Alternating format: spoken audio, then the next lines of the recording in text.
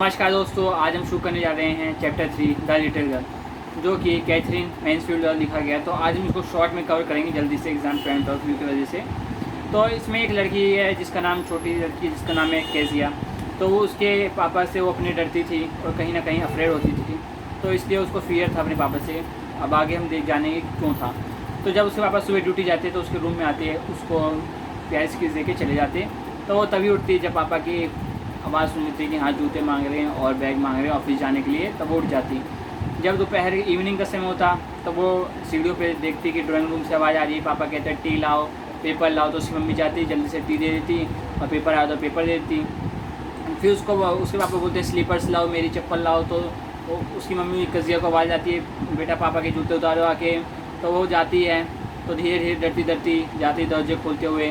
फिर वो जाती फिर पापा के पास, फिर वहाँ बोलते कि उसके पापा चश्मा पहने हुए उसको देखते हैं, घूरते हैं। तो वो कहती कि हाँ आ जाओ पापा। तो ऐसे ही कहते हैं। तो उसके बेटे चश्मा पहने हुए घूरते हैं तो उसको बहुत बुरा लगता है। तो उससे पूछते हैं क्या तुम अच्छी लड़की नहीं बनना चाहती?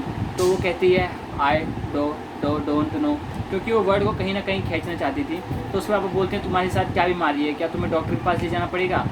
तो कहती है कि यही बात बता रखा है कि उसके पहले कभी नहीं होता था कि दूसरों के साथ ऐसे तुतला के बोले, हेजिटेशन फील करें।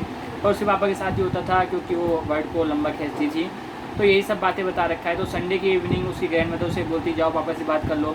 तो जैसे ही जाती ड्राइंग रूम में, वो देखती कि मम्मी न्यूज़पेपर पढ़ रही हैं और पापा जो है सो रहे हैं, मुंह पे रुमाल रखे और पैर के नीचे पीढ़ी सी तकिया रखे सो रहे हैं, पिंक तकिया रखे। तो फिर जैसे उनको स्टोर पे बैठ के वो देखती रहती। उसके पापा उठते कि तुम तो लिटिल आउल लग रही हो, ब्राउन आउल जो मुझे घूरे जा रही हो। तो वो कहती, कुछ न कहती। फिर आगे यही होता, ऐसे होता। फिर अगले दिन उसको बोला कि उसकी मम्मी, उसके ग्रैंड मदर ने बोला कि बेटा तुम्हारे पापा का बर्थडे आने वाला है, तुम एक अच्छे सा येलो सिल्क तकिया बना के दे दो। तो लड़की कहती है ठीक है। फिर वो शुरू कर देती कि कॉटन के कपड़े लाती है, फिर उसको तीनों तरफ से स्टिच कर देती है, बस चौथा साइड छोड़ देती है। और वो सोचती है कि इसमें क्या भरूँ। उसकी ग्रैंड मदर जो होती है वो गार्डन में गई होती है। उसने सोचा कि चलो जो भी मेरे पास कूड़ा दिख रहा है पेपर पर उसको भर देती हूँ।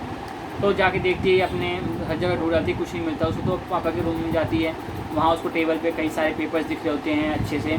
तो उन पेपर को देखती है, हाँ चलो इनको फाड़ के टुकड़ों में फाड़ देती है। फिर उस बैग के अंदर जो 3 तरफ से सिला होता है उसको उसमें भर देती है, फिर चौथा साइड भी सिल देती है। फिर रात को पापा बड़े गुस्से में होते हैं क्योंकि बहुत 30 का लेटर हो गया होता है स्पीच। तो उसके पापा कहते पूछते, नौकरों को बुलाते हैं, उनसे पूछताछ करते हैं, नहीं पता चलता। फिर कजिया की मम्मी उसके रूम में जाती है, पूछती बेटा तुमने कोई पेपर देखा था हमारे रूम में?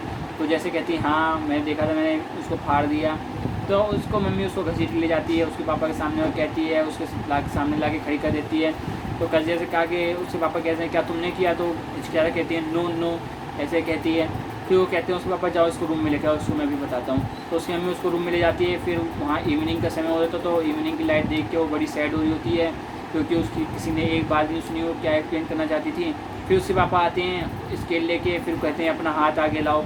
फिर उसके एक मारते हैं तो उसके जो पाम होते हैं वो पूरा पिंक हो जाता है। फिर भी वो एक्सप्लेन करने की कोशिश करती है कि उसके पापा पूछते हैं क्यों किया, तो कहती है आपका बर्थडे था।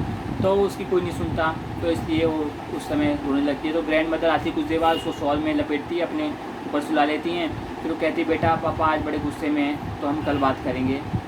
तो यही सब बातें चलती रहती है। फिर वो कहती है कि तुम कल भूल जाओगे बेटा, पर वो कभी ये बात नहीं भूलती, इसलिए कहीं ना कहीं उनसे डरी रहती है। तो वही उसके पापा ने उसको एक सबक दे दिया कि तुम दूसरों की चीज़ कभी नहीं छुओगे बिना उससे पूछे, जो तुम्हारे काम की चीज़ ना हो। तो इसलिए उसके पापा ने उसको मारा।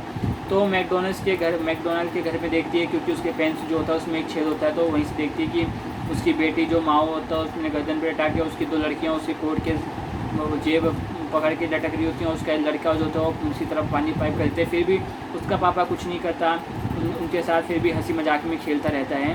तो ये सोचती है कि जब कजिया की कई तरह के फादर होते हैं। तो एक दिन कजिया की माँ बीमार होती है तो उसकी ग्रैंड मदर उसको हॉस्पिटल ले जाती है। फिर उसकी जो कुक होती है वो घर पे होती है एलिस, तो उसको सुलाने जाती है रात में। तो कजिया कहती है कि मुझे नाइट मेयर्स आते हैं।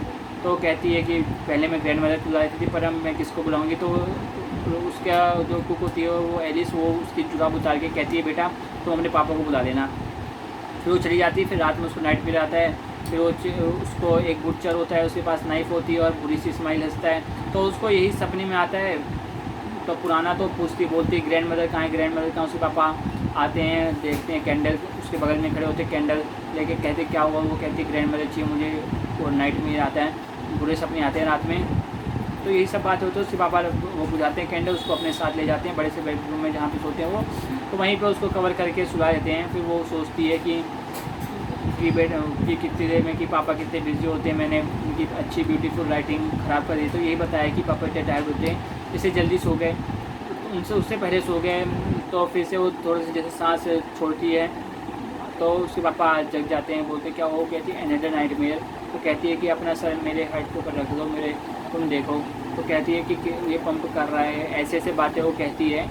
तो वही कहती है कि आप कितने अच्छे हो। तो यही सब बातें उसको बाद में समझ आती है कि उसके पापा बुरे नहीं थे। यही स्टोरी का एंड है। अगर आपको अच्छी लगे तो लाइक शेयर सब्सक्राइब जरूर कीजिएगा। धन्यवाद दोस्तों।